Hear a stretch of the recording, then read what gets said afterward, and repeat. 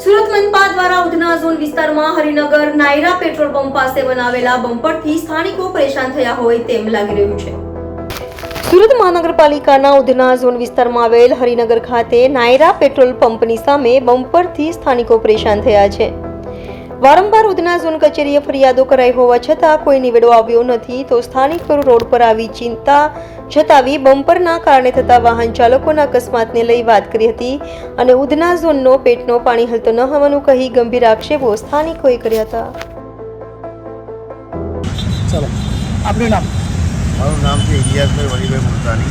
ઇલિયાસભાઈ, શું સમસ્યા છે? કઈ રીતની અહીંયા જે ગાડીઓ જાય છે કઈ રીતના અકસ્માત થાય છે અને કોના દ્વારા અકસ્માત થાય?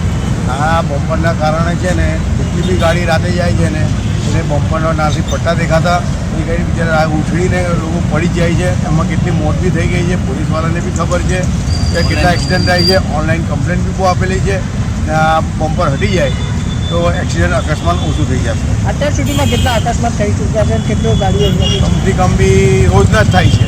રોજ રાતે અમારું ઘર સામે જ છે। રોજ રાતે જોરથી અવાજ આવે છે।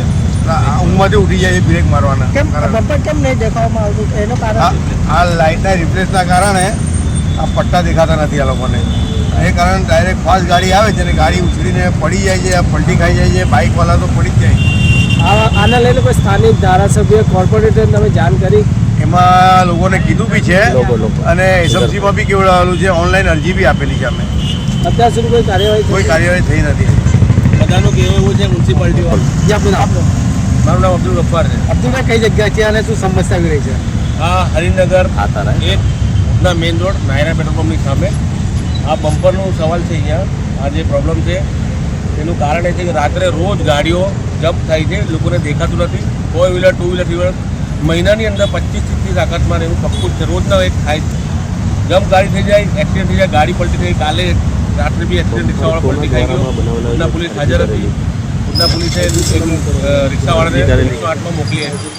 હવે આ પ્રોબ્લેમ અમે 2 મહિનાથી ઓનલાઈન બી કમ્પ્લેન કરી છે। લોકોને બધાને જાણ બી કર્યો, પેલા સોશિયલ વર્કરોને બી અમે જાણ કરી રહી છે, પણ છતાં કોઈ રિઝલ્ટ એનું આવતું નથી। ઓનલાઈન અરજી આપણે 4 થી 5 વખત કરી છે, જેનો મારી પાસે મેસેજ બી છે। એ લોકોને પેલા ઇન્જિનિયરનો નંબર બી આપ્યો છે। એ લોકોએ ઇન્જિનિયરના નંબરને ફોન કર્યું તો બી એ લોકોએ કંઈક સોલ્યુશન આનું લાવ્યું નથી। ઇન્જિનિયરનું નામ શું છે? નામ આપણે તો 15 દિવસ મહિનાથી યાદ નથી। એ લોકો નંબર મારા મોબાઈલમાં છે, પણ તમે લોકો અમે અમારું કેવું છે કે આ ન્યૂઝને માધ્યમે અમે તમને જણાવવા માંગીએ છીએ કે આ અમારું કંઈ તમે સોલ્યુશન લાવો। બમ્પર કેટલા દિવસ પહેલાં બનાવવામાં આવ્યો હતો અને આ બમ્પર શા માટે બનાવવાનું કારણ? બમ્પર વર્ષ ઉપર જેવું થઈ ગયું બમ્પરને, ને કમ્પ્લેન કરતા 6 મહિના થઈ ગયા। સ્થાનિકે અરજી કરેલી બમ્પરની? સ્થાનિક દ્વારા અરજી કરવામાં આવેલી બમ્પર? સ્થાનિકો દ્વારા અરજી કરી છે લોકોએ। અહીંયા લોકલ જે રીતે બધા કરી છે, ઓનલાઈન કરી છે, પણ હવે લોકો જાય છે આવે છે, એ લોકોને પાસે ટાઈમ નથી। અમે રાત્રે અહીંયા જઈએ છીએ, અમને ખબર પડે કેટલા એક્સિડન્ટ થાય છે। રાત્રે તમે 11 વાગે આવી જો, રાત્રે રોડ ખાલી થઈ જાય છે તો 4 વ્હીલર ખૂબ ઝડપમાં આવે છે। આ બમ્પર બનાવવામાં કોણ અરજી કરેલી? બનાવવા માટે કોણે અરજી કરી ખબર નથી અમને, બરાબર। ખાલી આ તમે અમારું આ સોલ્યુશન લાવવાની કોશિશ કરો।